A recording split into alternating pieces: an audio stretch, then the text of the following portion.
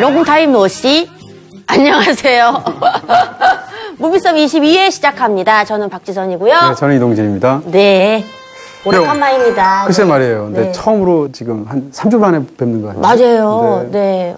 그동안 저기 손우진 씨 지분이 너무 많이 생겨가지고 지금 좀 네. 초조합니다. 네, 아니에요. 저희 댓글 보니까 도대체 박지선 씨가 왜 빠진 건가요? 이런 막 그 팬들의 열화 같은 그 항의가. 박예솔님 왜 너댓분이 아니요, 한 17분 되신 것 같아요. 그렇습니까? 네, 네, 너무 네. 감사합니다. 네, 그 이름들 다 기억하고 있습니다. 미나나님, 박예솔님 네. 이렇게 저를 찾아주시고 예솔아 잘하고 있어. 네, 저희가 사실 뭐 격주가 원칙이긴 하지만 그 영화에 따라서 또는 이제 일정에 따라서 예, 이렇게 시사의 일정. 가끔씩 그런 일들이 있습니다. 양해 좀 부탁드리고요. 네.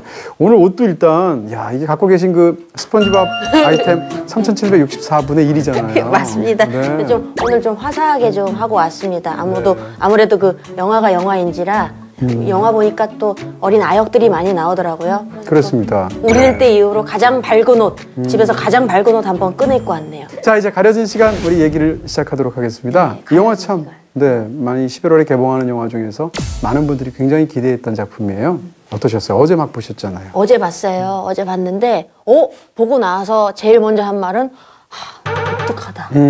설정 자체가 예. 네. 그런 느낌을 받았고 그런 생각은 듭니다. 저는 가려진 시간을 보면서 덜 좋아하실 분은 있을 수 있는데 이 영화 보고 막 싫어하실 분은 없을 것 같아요. 사실 그동안 한국 영화, 올해 특히 영화들이 이제 굉장히 개성이 강한 영화들 나왔지 않습니까? 예를 들어서 뭐 곡성 같은 영화, 아이고. 아가씨 같은 영화, 네. 그다음에 또 아수라 같은 영화. 한마디로 좀 영화들이 다 센 영화. 셌어요. 그렇습니다. 근데 그 중에서 굉장히 좋은 작품도 있고 뭐 사람에 따라서 갈리는 영화들도 있고 하지만 상대적으로 이제 가려진 시간이라는 영화가 나와서 보면서 오랜만에 화면을 보면서 막 이렇게 안 봐도 되니까 좋더라고요. 순수하죠, 영화가. 네. 네. 그러고 뭐 우리 강동원 씨가 나오니까요. 네. 그렇습니다. 네. 네. 강동원 씨는 뭐 일종의 뭐 저기 네. 뭐 안 좋은 일 있으세요? 아니요. 강동원 씨는 네. 진짜 제가 그때도 한번 그 방송에서 한번 말씀드린 적이 있는데 배우들 뵙는 게 사실 제 직업의 일부이지 않습니까? 그래서 여태까지 수많은 배우들을 뵀는데 강동원 씨처럼 비현실적인 배우는 없었어요. 비주얼 자체가요. 네네. 봤을 때 그 당시에 사진을 찍을 때도 이 사진 찍는 기자가 풀샷이 안 나오네 하다가 계속 뒤로 가다가 벽에 부딪힌 경우가 있어요. 와. 그 정도로 실제로 강동원 씨를 보면 뭐 비율이나 분위기나 이런 것들이 뭐라고 할까 이렇게 외계에서 온 것 같은 느낌이 있죠, 확실히. 그래서 이 판타지 드라마라는 장르에 저는 강동원 씨 비주얼이 딱 만나니까 잘 어울리는 느낌이었어요. 그렇습니다. 저분을 대체해서 누가 딴 분이 할 수 있을까 생각해보니까 안 떠오르더라고요. 20대 배우들은 있을 거예요. 뭐 예를 들어서 박보검 씨 같은 사람이 해도 잘 어울렸을 것 같은 부분이 우리 보검이를 제가 깜빡했네요. 네. 부분적으로 있습니다. 네네, 그러니까 있네요. 이 배우는 네. 뭔가 보검이가 있네요. 네. 보검이는 아예 그냥 이렇게 생각을 못 하시는군요. 너무 디폴트라서. 근데 사실 이 배역이 굉장히 캐스팅하기가 어려웠을 거예요. 왜냐하면 이 외모가 주는 양면적인 느낌을 갖고 있는 아주 강한 그런 배우들이 있지 않습니까? 한국에 지금 연기 잘하시는 많은 분들. 근데 영화의 이제 후반부의 주인공이 소아성애자냐 아니냐 이런 걸로 또 이제 막 논란이 되고 이런 부분들이 있는데 그게 영화를 보면서 부담스러우면 안 되거든요. 적어도 영화 속에서 설정하고 달리 우리가 표면적으로 보는 건 성인인 남자 배우와 굉장히 나이가 적은 여자 배우의 사실은 둘 다 어린애지만 그런 사랑 얘기를 다루고 있기 때문에 이게 조금만 좀 캐스팅이 좀 복잡하게 됐어도 보는 사람들이 좀 부담스러울 수 있죠. 그런 면에서 강동원 씨의 캐스팅은 뭐 신의 캐스팅이다. 네. 안 그러려고 그러고 봤는데 강동원 씨 나오는 부분에서 저도 모르게 막 비실비실 웃고 있더라고요. 안 그래야지 마음 먹었는데 네. 시주기도 웃고 있더라고요. 아이고 그렇죠. 나도 어쩔 수 없다 이러면서 봤네요. 네. 또 그리고 이제 강동원 씨한테 제가 이제 굉장히 물론 연기력도 굉장히 좋지만 특히 좋다고 생각하는 것 중 하나가 너무 성실해요. 아 성실해요. 네. 예를 들어서 하정우 씨, 황정민 씨, 그다음에 강동원 씨 이런 분들은 열일한다. 영화를 많이 찍잖아요. 그리고 또 연기력도 좋잖아요. 그리고 영화도 잘 되고. 바로 직전에 했던 두 편의 영화 검은 사제들이 500만이 넘었어요. 그리고 검사회장. 네, 그다음에 그 직후에 만들었던 검사회전은 900만이 넘었습니다. 그런 걸 보면 흥행 파워도 지금 거의 절정에 이르렀다. 이렇게 말할 수 있을 것 같아요. 참 우리 지금 열일하고 있는 강동원 씨가 나오는 네. 가려진 시간 제가 네네. 그 스토리부터 좀 들려드려야 될 것 같습니다. 제가 너무 강동원 씨 얘기를 하느라고 네네네. 제일 중요한 걸 빼먹었습니다. 네. 네. 작은 섬에 소년과 소녀가 살고 있습니다. 그들은 숲속의 비밀 공간에서 특별한 추억을 만들며 둘도 없는 친구가 되어가죠. 나 좋아해? 어느 날 소년을 포함한 친구들이 실종되고 마을은 발칵 뒤집히게 됩니다. 환호도 자영읍에서 초등학교 6학년 남학생 한 명이 현재까지 소재가 파악되지 않고 있습니다. 그리고 슬픔에 잠겨있던 소녀 앞에 낯선 어른의 모습으로 변한 소년이 홀로 나타나는데요. 수린아. 멈춰진 시간에 갇혀 어른이 되었다는 소년. 그 말을 믿어주는 건 오직 소녀뿐입니다.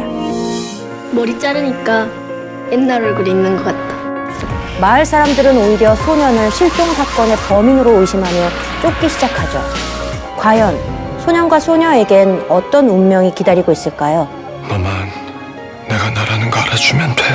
특별한 시간을 넘나드는 감성 판타지 오늘의 무비썸 가려진 시간입니다. 네네. 강동원 씨 얘기를 조금 더 해도 될까요? 아이고 뭐 2시간 동안 해도 나는 쫓죠 뭐. 사실 이 영화를 보시는 분들 중에 아마도 그 가장 많은 어떤 일단 보기 전에 가장 큰 동의는 뭐 강동원 씨가 아닌가 싶고 아무래도 그 메인 포스터에 샥 이렇게 하고 있는 그 강동원 씨 모습에 끌려가지고 이렇게 극장으로 가는 분들이 좀 계실 거예요. 근데 영화를 보면 사실은 강동원 씨의 비중이 제일 높지는 않잖아요. 더 높은 사람이 있잖아요. 깜짝 놀랐습니다. 신은수 양이라고 그 그렇습니다. 분이 제일 높은데 한 네. 영화 중반 이후부터 나오세요. 강동원 씨는. 아 이것도 스포일러인가? 스포일러 아니죠? 예, 본인이 말씀하셨더라고요. 네, 나 중반 이후부터 나온다고 이렇게 말씀하시더라고요. 인터뷰. 기다리시는 분들한테 미리 네네네. 안내를 해주셨군요. 근데 강동원 씨가 이제 연기 바깥에서도 저는 굉장히 이렇게 좀 두드러진 부분이 있다고 생각하는데 그 중에 하나가 신인 감독이랑 가장 많이 작업하는 배우 중에 한 분이에요. 예를 들어서 가장 최근에 3편의 영화 검은 사제들, 그 다음에 검사회전, 그리고 이번 영화도 엄태화 감독의 2번째 영화이긴 한데 엄태화 감독 바로 직전 영화가 잉투기라는 사실은 이렇게 메이저 영화는 아니었죠. 독립 영화였었죠. 그렇게 따지면 그 감독의 어떤 것에 이렇게 얹혀가는 스타일이 아니라는 거예요. 그리고 보이는 이미지하고 달리 강동원 씨를 직접 만나보면 굉장히 단단한 사람입니다. 아, 보이는 이미지는 어떤데? 보는 이미지는 순정만 하잖아요.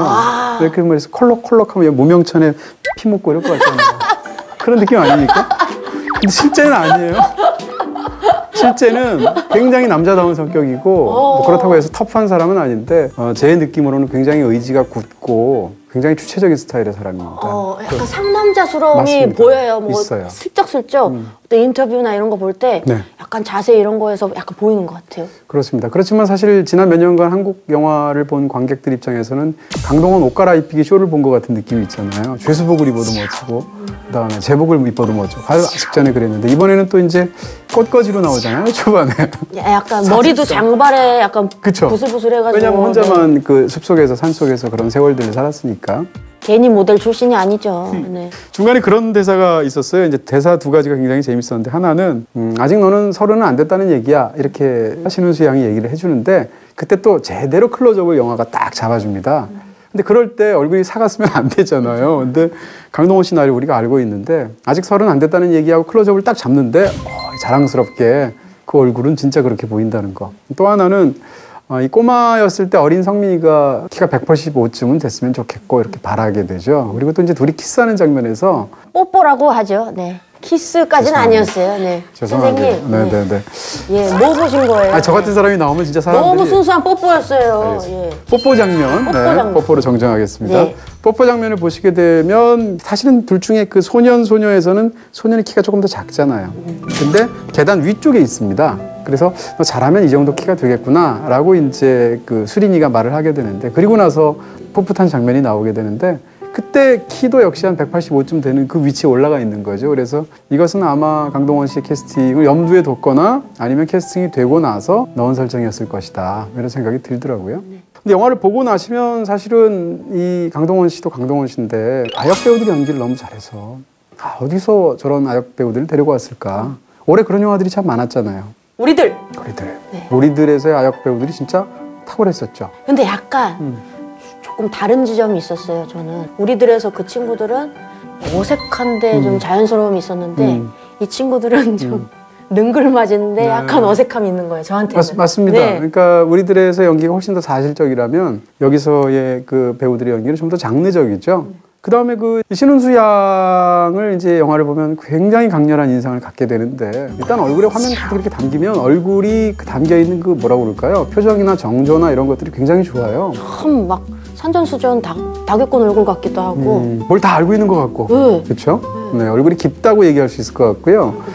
네. 그리고 또 이게 이효재 군이 상대적으로 이제 어른이 되면은 극 중에서 강동원 씨가 나와서 좀 가려진 면이 있는데 이효재 군의 연기를 우리가 여러 번 봤잖아요. 가장 최근에 인상적이었던 것은 저는 사도에서 어린 정조역으로 나왔을 때 정말 폭풍 눈물, 너무 아이 같은 눈물 이런 거 기억이 나는데 이 영화에서의 그 이효재 군의 그 연기도 굉장히 저는 좋았습니다. 저는 효재군 연기 제일 좋았어요. 네. 그리고 우리 효재군은 보니까 그 검은 사제들에서도 강동원 씨 아역 했었다면서요.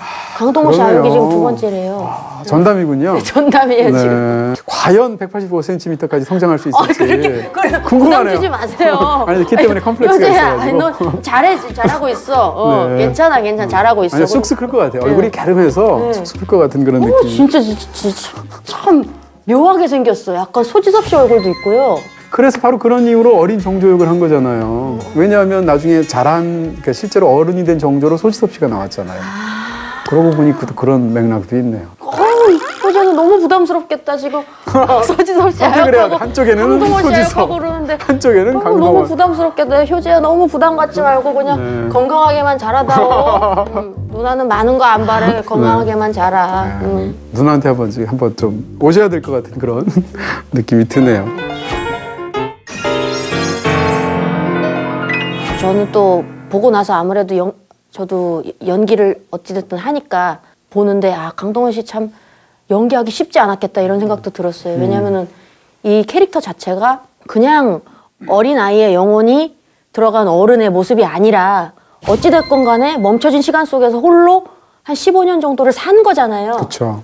너무 어린애같이 연기해도 안 될 것 같고 어떻게 15년 세월이 흘렀으니까 근데 순수함은 간직해야 되니까 야 이거 되게 표현하기 힘들었겠다 이런 생각을 했어요. 네. 어려울 수 있죠. 근데 저도 지금 그 부분에 있어서 약간의 의문은 있습니다. 무슨 얘기인가 하면 영화 속에서 사실 이제 이런 연기를 우리가 생각할 때 가장 먼저 떠오르는 영화 중에 한 편이 빅 같은 영화예요.